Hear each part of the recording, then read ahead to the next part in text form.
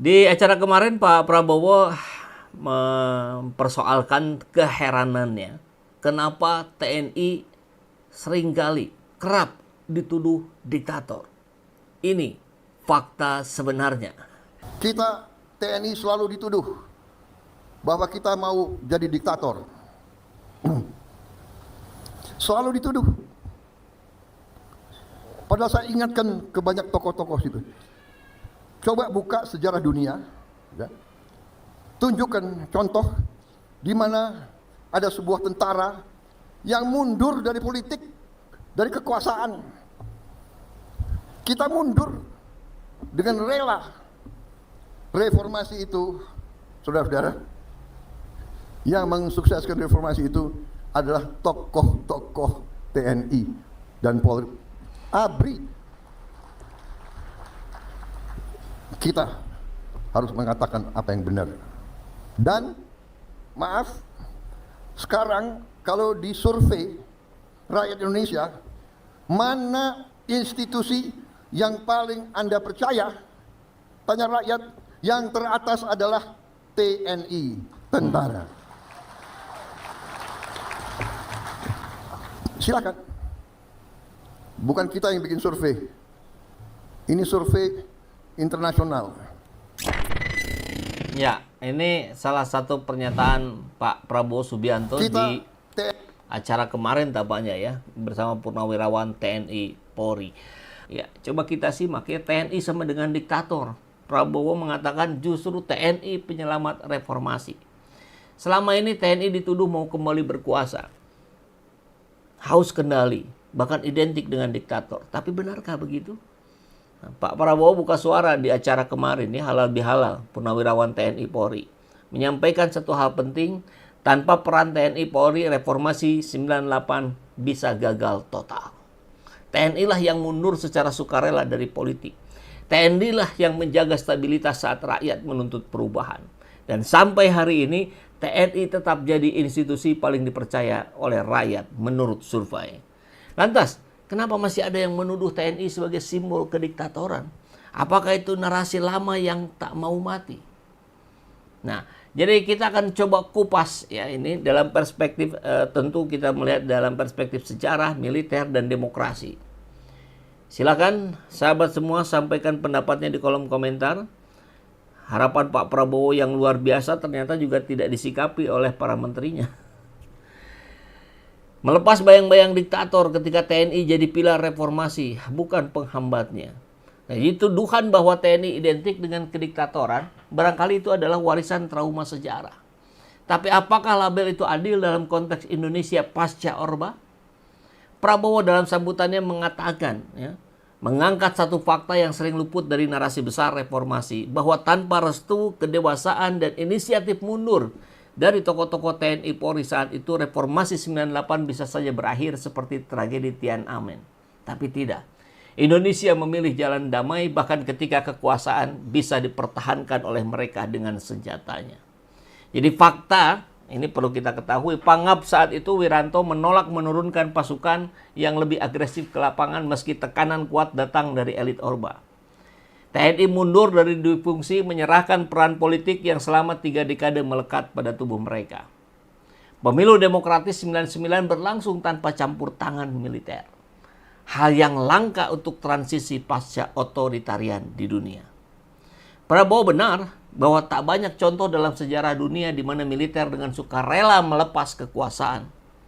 Dalam banyak negara, transisi dari rezim militer ke demokrasi hampir selalu berdarah dan ditentang keras oleh militer itu sendiri. Justru, TNI Polri saat itu menjadi semacam penjaga pagar agar transisi tidak dirusak oleh chaos. Mereka bukan lagi alat kekuasaan, tapi aktor penyelamat sistem. Nah, soal tuduhan diktator itu memang lebih sering ditempelkan karena ketakutan kolektif, bukan realitas mutakhir. Yang fakta bisa kita lihat misalkan di survei LSI dan SMRC, bertahun-tahun menunjukkan TNI sebagai institusi dengan tingkat kepercayaan publik tertinggi di Indonesia. TNI tidak pernah ikut dalam manuver politik elektoral sejak reformasi. Maka ketika muncul isu keterlibatan TNI di Pilpres 2024, reaksi internal TNI justru cenderung menolak dan menjaga netralitas. Dan ketika Prabowo mengatakan dirinya tidak rela kekayaan bangsa dirampok oleh segelintir elit, ini menunjukkan bahwa langkah purnawirawan seperti dirinya masuk ke politik bukan kembali ke masa kelam, tapi justru menunaikan idealisme yang tidak selesai lewat senjata. Maka kesimpulannya, sahabat semua, Prabowo mengingatkan bahwa sejarah punya dua sisi, yang ditulis oleh trauma dan yang dilupakan karena terlalu damai untuk dijadikan headline. Dalam hal ini, Prabowo menyodorkan narasi alternatif yang faktual, bahwa TNI bukan ancaman demokrasi tapi justru salah satu pondasi di masa transisi. Menarik karena tuduhan terhadap TNI itu begitu masif gitu ya. Yang kita inginkan tentu ada kerjasama, ada sinergitas antara TNI, rakyat, karena katanya TNI itu lahir dari rahim rakyat. TNI bersama rakyat, kan itu slogan-slogan yang selama ini digaungkan. Jadi ketika ada yang menuduh diktator, memang harus kita cermati siapa yang sebetulnya menuduh, apa betul itu terjadi, dan sebagainya.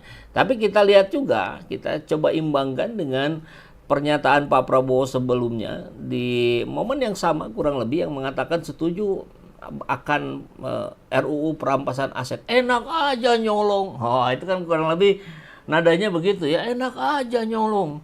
Ambil lagi dong gitu. Ya, ini menjadi sebuah kebahagiaan tentu bagi rakyat ketika mendengar ini akan segera dirampungkan. Karena konon katanya para koruptor itu hanya takut miskin. Dia nggak takut Tuhan, dia nggak takut hukuman, dia karena semua bisa dia permainkan. Kan barangkali begitu logikanya ya. Jadi mari kita coba lihat pernyataan Yusril Iza Mahendra. Ini ketika ditanya. Jadi RUU perampasan aset itu kan diajukan oleh DPR ya pada masa pemerintahan Presiden Jokowi yang lalu, dan itu sudah masuk prolegnas 2024-2029. Jadi setelah terjadi pergantian pemerintah, apakah DPR masih akan sama dengan draft yang mereka ajukan pada tahun 2023 itu, atau mungkin akan melakukan revisi terhadapnya, seperti misalnya pembahasan terhadap rancangan undang-undang KUHP ya, itu kan sudah diajukan pada masa pemerintahan Pak Jokowi. Lalu kemudian ketika terjadi pergantian pemerintahan, DPR merevisi RUU KUHP itu, termasuk juga merevisi draft akademiknya. Lalu kemudian sekarang dibahas oleh pemerintah dengan DPR. Jadi pemerintah nunggu saja kapan DPR akan mulai membahas rancangan undang-undang itu, dan kemudian apakah DPR akan merevisi draftnya atau juga akan memperbaiki naskah akademiknya. Pemerintah menunggu saja. Begitu nanti DPR sudah menyiapkan, sudah siap untuk membahaskan, tentu Presiden akan mengeluarkan surat Presiden menunjuk menteri yang akan membahas rancangan undang-undang itu sampai selesai. Artinya ini masih menunggu dari DPR, Pak? Ya, karena inisiatifnya kan dari DPR, bukan dari pemerintah, gitu ya.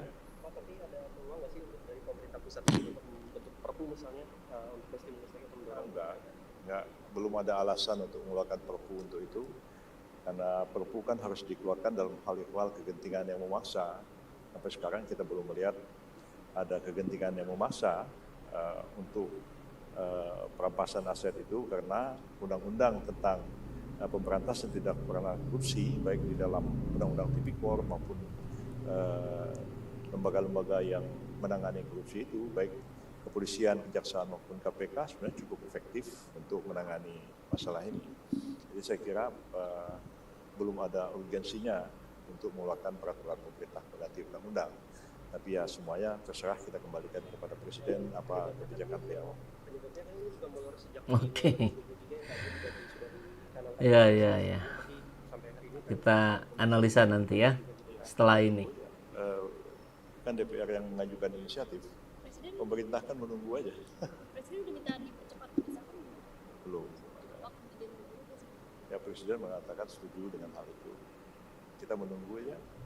Ya, kalau pemerintah yang mengajukan, ya pemerintah bisa proaktif untuk membahas. Tapi karena ini diajukan oleh DPR, ya pemerintah menunggu apa yang sampai di mana kesiapan dari DPR. Pemerintah siap saja untuk membahas RUU itu.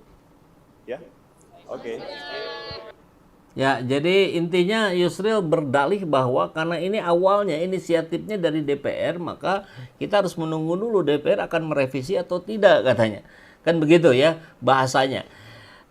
Kecuali ini inisiatif dari pemerintah, ya kita akan proaktif. Kalau ini kan tidak, berarti kita ya menunggu saja. Nah, saya kira kalau Bung Yusril Iza Mahendra ini bisa menyelami apa yang sedang dirasakan oleh rakyat, terutama civil society dan kawan-kawan netizen, tentu ini tidak perlu lagi inisiatif mana gitu. Kalau memang tidak ada gerak dari DPR, kan harusnya ya sudah pemerintah saja yang proaktif gitu. Kan soalnya ini lebih kepada apa yang sedang dirasakan oleh rakyat, bahwa para koruptor itu tidak mendapat keadilan.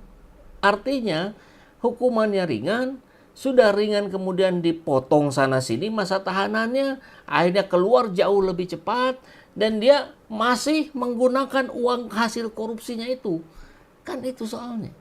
Kemudian juga sama ini, pasal kebal hukum Undang-Undang BUMN cederai ide besar Presiden Prabowo. Ya. Ini Undang-Undang nomor 1 tahun 2025 tentang BUMN berpotensi mencederai ide besar Presiden Prabowo terkait pemberantasan korupsi. Demikian disampaikan pendiri Haidar Alwi Institute ya, melalui keterangan tertulisnya Rabu hari ini. Penting untuk memastikan agar ide besar tersebut tidak dicederai oleh kepentingan pihak tertentu yang ingin menghindari proses hukum atau potensi kerugian negara dalam pengelolaan BUMN. Jadi intinya, para pejabat BUMN ini tidak bisa lagi dijerat dengan pasal korupsi. Begitu. Ini kan ngeri nih. Ada apa ini? Dengan masih bisa dijerat saja masih banyak yang melakukan, apalagi tidak bisa dijerat. Jadi equality before the law-nya tidak terjadi. Mereka mungkin dengan pasal ini akan semakin menjadi-jadi. Melakukan praktek-praktek korupsi. Kan ngeri kalau sudah begini.